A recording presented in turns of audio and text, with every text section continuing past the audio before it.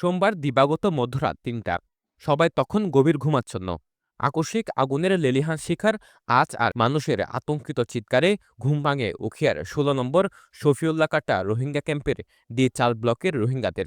চারদিকে ছড়িয়ে পড়ে আগুনের ধাউ ধাউ লেলিহান শিখা। মুহূর্তে আতঙ্ক ছড়িয়ে পড়ে চারপাশে। প্রাণ বাঁচাতে শিশু ও বৃদ্ধদের নিয়ে নিরাপদ আশ্রয়ের খোঁজে দিকবেদিক ছুটতে থাকেন মানুষ। ফায়ার সার্ভিস বলছে, রাত ৩টার দিকে ডি-৪ ব্লকে আগুনের সূত্রপাত। বাতাসের তীব্রতায় তা দ্রুত ছড়িয়ে পড়ে আশপাশের ঘনবসতিপূর্ণ শেডগুলোতে। খবর পেয়ে উখিয়া, রামু ও টেকনাফ সহ আশপাশের ফায়ার সার্ভিসের ৮টি ইউনিট ঘটনাস্থলে পৌঁছে কাজ শুরু করে। প্রায় ৩ ঘন্টার আপ্রাণ চেষ্টায় ভোর ৬:45টার দিকে নিয়ন্ত্রণে আনতে সক্ষম হন আগুন। উখিয়া উপজেলা প্রশাসনের দেওয়া তথ্যমতে অগ্নিকাণ্ডে অন্তত ৪৪৮টি রোহিঙ্গা বসতঘর সম্পূর্ণ পুড়ে গেছে।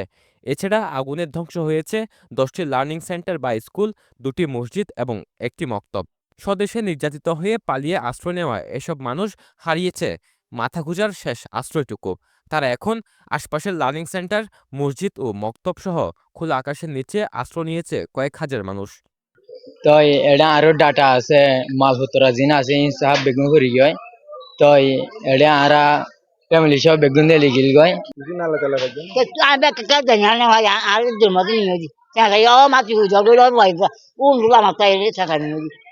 আট তিনটা ফরা দাদা ওন আবাসায়ের গত বাড়ি সাইজ দেড়া ওন ফিরে আগে গয় বাসা কোন বাড়ি কিছু নাই হানামি নাজ না আসে ইঞ্জুকুলো লেস্টোর করছি Onyunde zola goto jedowa. Injera chiri ara gajar function কি না ara কিছু না লাইনা বাড়িয়ে তোলা।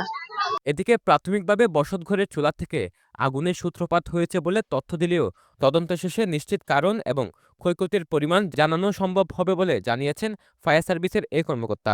আমরা ৩:২০ সংবাদ পাই যে আগুন লাগছে, সাথে সাথে আমাদের উখিয়া স্টেশন যায় এবং আমাদের ক্যাম্পে একটা স্টেশন আছে, ওরা যায়। সাথে সাথে আমরা এই কক্সবাজার সদর, টেকনাফ এবং রামু স্টেশন মুভ করি। আমাদের ৮টা ইউনিট ওখানে কাজ করে। তা আমরা ৫টা ৪৫ সময় আগুন নিয়ন্ত্রণে আনি এবং ৭টা ৩৮ সময় আমরা আগুন সম্পূর্ণরূপে নির্বাপন করি। এতে ৪৬৪টি ছোট বড় ঘর ক্ষতিগ্রস্ত হয়। ক্ষয়ক্ষতির পরিমাণ এখনো নিরূপণ করা সম্ভব হয় নাই, তদন্তের মাধ্যমে নিরূপণ করা হবে। ঘটনাস্থল পরিদর্শন করে উপজেলা প্রশাসন জানিয়েছে, ক্ষতিগ্রস্তদের সহায়তা এবং ক্ষয়ক্ষতির চূড়ান্ত তালিকা তৈরির কাজ চলছে। তবে বারবার কেন ক্যাম্পে এমন অগ্নিকাণ্ড ঘটছে তা নিয়ে দেখা দিয়েছে গভীর উদ্বেগ। ঘটনা তদন্তে করা হবে কমিটি। গত ২৬ ও ২৫ ডিসেম্বরও উখিয়ার পৃথক ক্যাম্পে অগ্নিকাণ্ডের ঘটনা ঘটেছিল। একের পর এক এমন অগ্নিকাণ্ড পরিকল্পিত নাশকতা কিনা তা খতিয়ে দেখার দাবি জানিয়েছে সংশ্লিষ্টরা। News desk, পেনুয়া।